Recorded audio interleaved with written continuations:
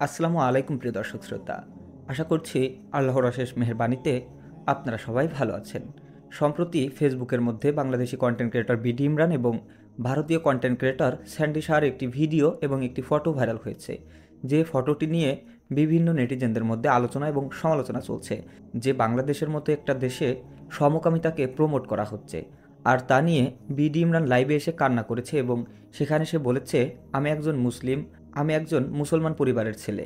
আমি আল্লাহকে ভালোবাসি, আমি আল্লাহকে মানি, আমি নবী করিম সাল্লাল্লাহু আলাইহি সাল্লামের আদর্শকে মানি। তবে যে ফটোটি ভাইরাল হয়েছে সেটাতে আমি ছিলাম না। আমি এই ফটোটি এবং এই ভিডিওটি গভীরভাবে পর্যালোচনা করেছি যে এখন তো এআই এর যুগ, আর্টিফিশিয়াল ইন্টেলিজেন্সের মাধ্যমে অনেক কিছুই করে তোলা যায়। তো আমি ভালোভাবে পর্যালোচনা করেই দেখলাম যে এই ফটোটি এবং এই ভিডিওটি কোনো এআই বা আর্টিফিশিয়াল ইন্টেলিজেন্সের করা না। এই ফটোতে বিডি ইমরানই ছিল। তো ইসলাম এই বিষয়ে কী বলছে? আমাদের ফেসবুকের মধ্যে অনেক মা বোনেরা থাকে, অনেক শিশু বাচ্চারা থাকে, তাদের জন্য এই ভিডিওগুলো হুমকি স্বরূপ এবং এই ফটোগুলো হুমকি স্বরূপ। এর মাধ্যমে সমকামিতাকে, অর্থাৎ পুরুষে পুরুষে জেনা করা এবং নারীতে নারীতে সমকামিতা করা, যেটাকে আমরা জেনা বলি, সেই জেনাকে প্রমোশন করা হচ্ছে, মানুষের মধ্যে ছড়িয়ে দেওয়া হচ্ছে এবং অনেকে এই বিষয়ে উদ্বুদ্ধ হচ্ছেন। প্রিয় দর্শক শ্রোতা, এই বিষয়ে বাংলাদেশের আইন কি বলে? বাংলাদেশের আইনে কি সমকামিতা কি বৈধ কি বৈধ নয়? চলুন আমরা জানি। বাংলাদেশের আইনে সমকামিতা অপরাধ। বাংলাদেশ দণ্ডবিধির ৩৭৭ ধারায় বলা হয়েছে যে, যে ব্যক্তি স্বেচ্ছাকৃতভাবে কোনো পুরুষ, নারী বা জন্তুর সাথে প্রাকৃতিক নিয়মের বিরুদ্ধে যৌন সহবাস করেন, সেই ব্যক্তি যাবজ্জীবন কারাদণ্ডে বা ১০ বছর পর্যন্ত কারাদণ্ডে দণ্ডিত হবেন এবং তদুপরি অর্থদণ্ডেও দণ্ডিত হবেন। এ ধারায় বর্ণিত অপরাধ রূপে গণ্য হবার জন্য যৌন সহবাসের নিমিত্তে অনুপ্রবেশই যথেষ্ট বিবেচিত হবে। শুধু বাংলাদেশের আইনেই নয়, ইসলামও সমকামিতাকে অপরাধ বলে গণ্য করেছে এবং যারা সমকামী তাদের জন্য ইসলাম তাদেরকে পৃথক করার আদেশ দিয়েছে।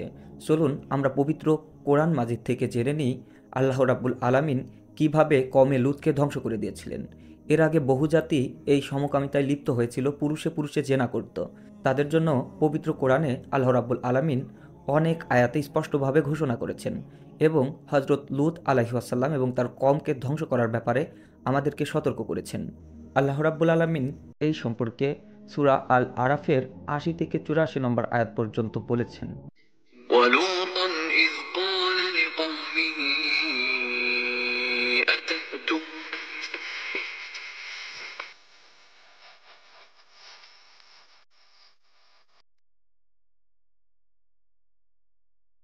আর আমি লূতকে পাঠিয়েছিলাম যখন সে তার জাতিকে বলেছিল, তোমরা এমন নির্লজ্জতার কাজ করছো যা বিশ্বজগতে তোমাদের পূর্বে কোনো একজনও করেনি।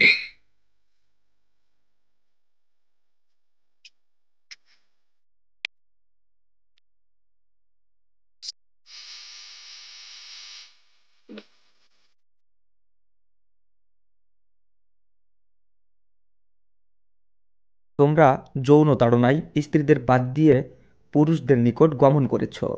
তোমরা হচ্ছ এক সীমা লঙ্ঘনকারী সম্প্রদায়।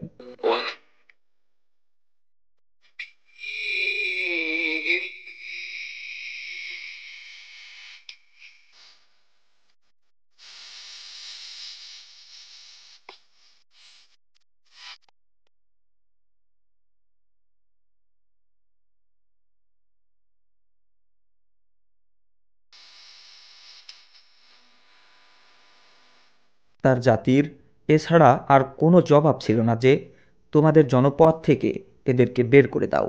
এরা এমন লোক যারা খুব পবিত্র হতে চায়।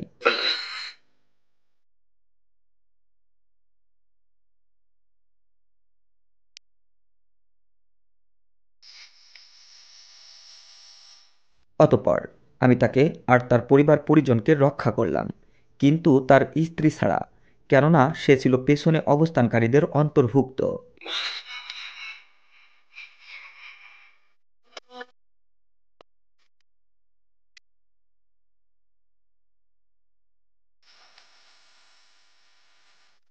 তাদের উপর এক পাথরের বৃষ্টি বর্ষিয়ে দিলাম। তারপর দেখো অপরাধীদের পরিণতি কি হয়েছিল। পবিত্র কোরআনে এই সমকামীদেরকে নিয়ে আল্লাহ রাব্বুল আলামিন অনেকগুলো আয়াত নাজিল করেছেন এবং সেই আয়াতে আল্লাহ রাব্বুল আলামিন আমাদেরকে সতর্ক করেছেন। শুধু পবিত্র কোরআন কিংবা বাংলাদেশের আইনেই নয়, পৃথিবীর অনেক রাষ্ট্রের আইনে এই সমকামিতাকে অপরাধ বলে গণ্য করা হয়। যেহেতু বিডি ইমরান ইসলামকে অবমাননাকর কথা বলেছে এবং ইসলামের দোহাই দিয়ে নিজের পাপ কর্মকে ঢেকে রাখার চেষ্টা করেছেন, সেহেতু আমি পবিত্র কালামুল্লাহ শরীফের বর্ণনা দিয়েছি এবং আল্লাহ রাব্বুল আলামিনের ঘোষণা জানিয়ে দিয়েছি। তাছাড়া এর আগে আল্লাহ রাব্বুল আলামিন বহু জাতিকে এই সমকামিতার জন্য ধ্বংস করে দিয়েছেন।